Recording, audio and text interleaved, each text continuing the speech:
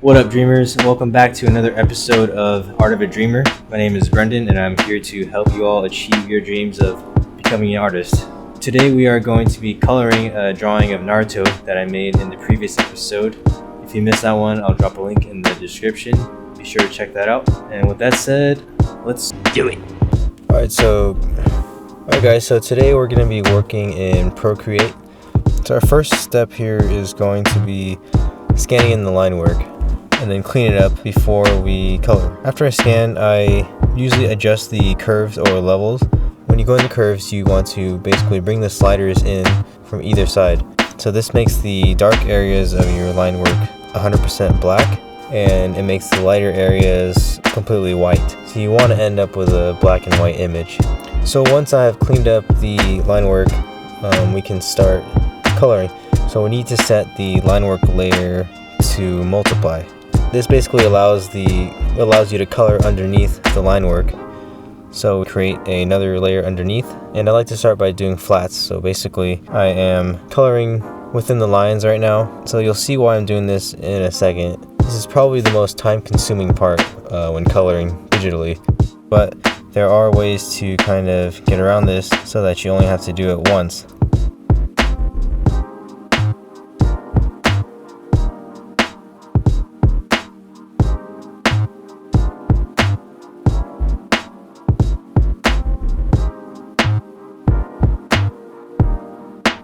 I will create a layer above the flats layer.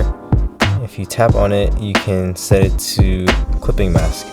So once I've finished the flats, I'll create a layer above that, and here is where you should make sure that you're happy with the colors before moving on to details.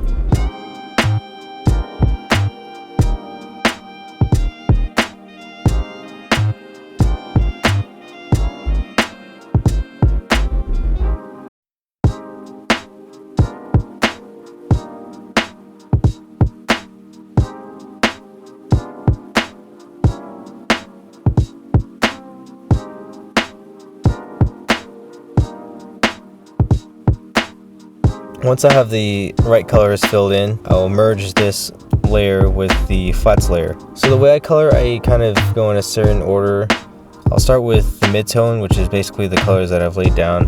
I made sure that this color is not too dark and not too light, because I'm going to be going in and adding shadows and then highlights. So for drawing shadows, one of the kind of difficult parts is choosing the right color, but I have a certain method that I like to use that just makes it really easy.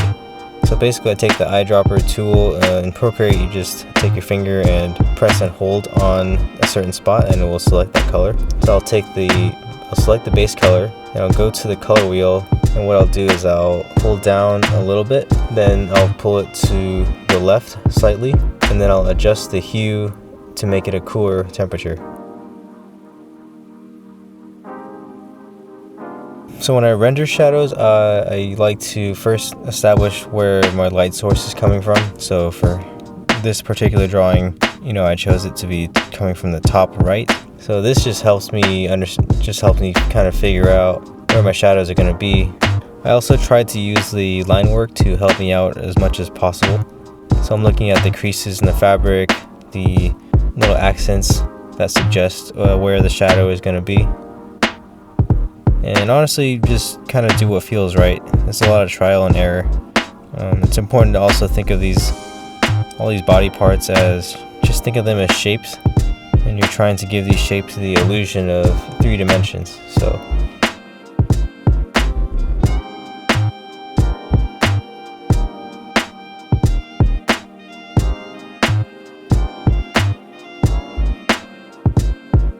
alright, so once I'm pretty satisfied with rendering the shadows, I will basically repeat the same process with highlights.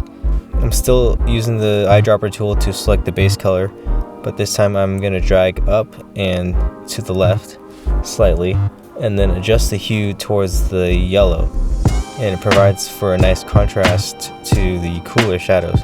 So again, I'll use the line work to kind of help guide me into where I'm adding highlights. Also keep in mind the light source. You want to add highlights wherever the light is hitting your subject. I like to try to think of kind of imaginary light rays that are traveling from the light source. Just trying to keep in mind like what things it's going to hit, what things are going to be hit by those light rays and which areas are not.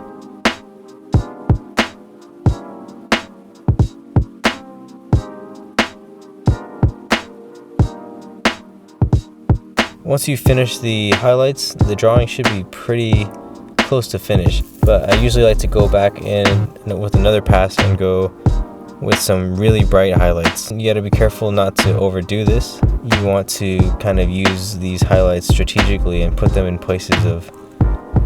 areas of focus, like the face. So I'll go into the nose, maybe the edge of the cheek. And it doesn't take much, just a little bit.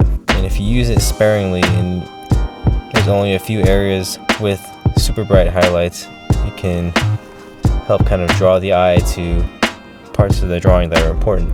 So once you finish with that step, you should have 5 levels of tones, 5 tones. So you have the full black, which is in a shirt and the headband. We have the shadows that we rendered. We have the midtones, highlights, and then super bright highlights.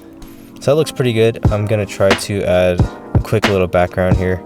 I really like this trick in Procreate where you draw a rectangle, but you don't pick up your pencil, and it will snap into kind of like a quadrilateral, and then if you keep holding the pencil down and then tap with your finger, it will snap into a perfect rectangle.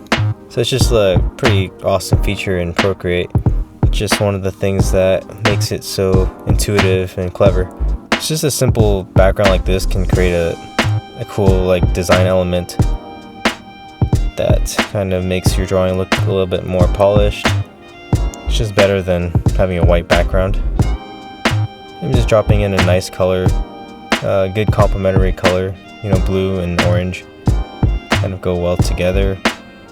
It's also the same color as his eyes and